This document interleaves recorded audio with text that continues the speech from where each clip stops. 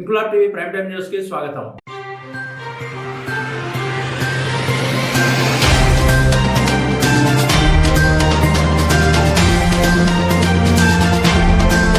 భిక్షాటన పేరుతో ఉన్న వారిని చూసి మీరు జాలిపడుతున్నారా?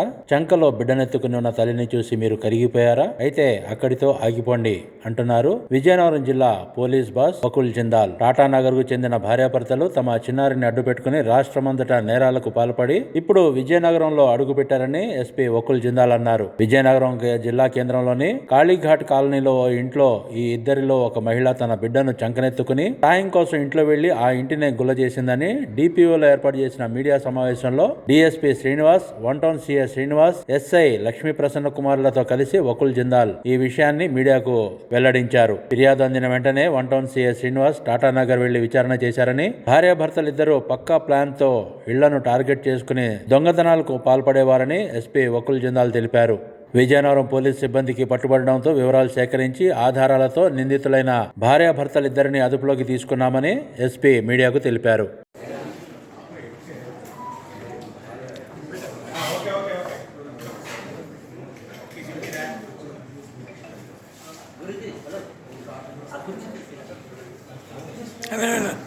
వెనకలు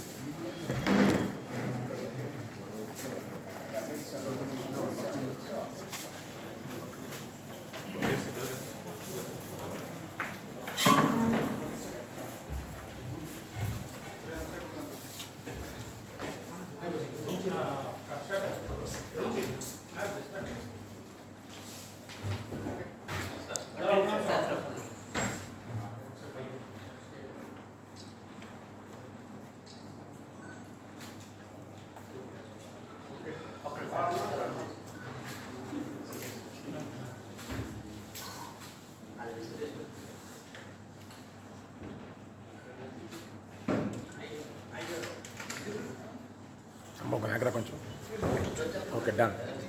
వన్ టౌన్ పోలీస్ స్టేషన్ పరిధిలో 24th డిసెంబర్ కంటోన్మెంట్ ఏరియాలో కాళీఘాట్ కాలనీలో ఒక ఇంట్లో దొంగతనం జరిగింది. ఆ ఇంట్లో ఉన్న హస్బెండ్ వైఫ్ అప్పుడే ఇంటి నుంచి బయటికి వెళ్ళారు, పక్కన ఉన్న షాప్కి వెళ్ళారు. ఆ టైంకి ఒక లేడీ ఇద్దరు పిల్లలతో సడన్గా ఆ ఇంట్లోకి వెళ్ళింది. ఆ ఇంట్లోకి వెళ్ళి దొంగతనం చేయడం జరిగింది. ఆ డోర్ ఓపెన్ గానే ఉంది. అది లోపల అల్మీరాకి కూడా తాళాలు అల్మీరాలోనే ఉన్నాయి.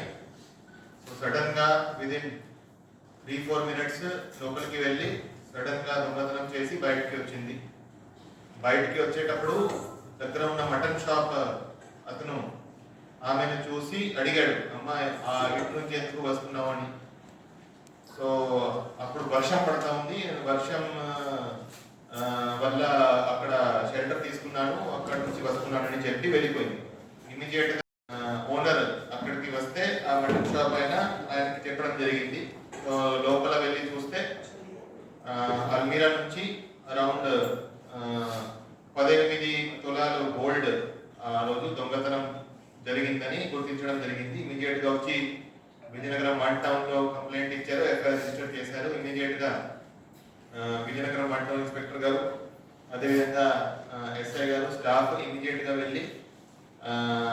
గా రియాక్ట్ అయ్యారు. వెళ్ళి సీసీటీవీ ఫుటేజెస్ చూశారు. సీసీటీవీ ఫుటేజ్ లో ఒక లేడీ ఇద్దరు పిల్లలతో కనిపించింది.